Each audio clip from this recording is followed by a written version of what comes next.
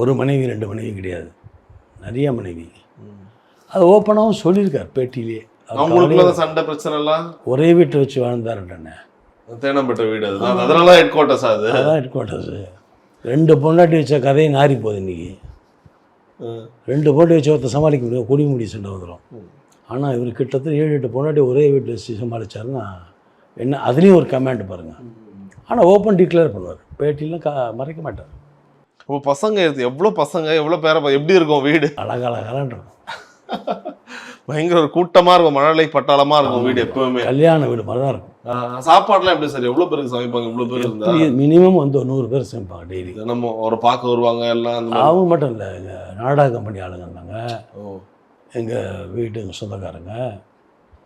So இப்படி 100 பேருக்கு ஈஸியாக காலை டிஃபன், மதியம் சாப்பாடு, நைட் சாப்பாடு.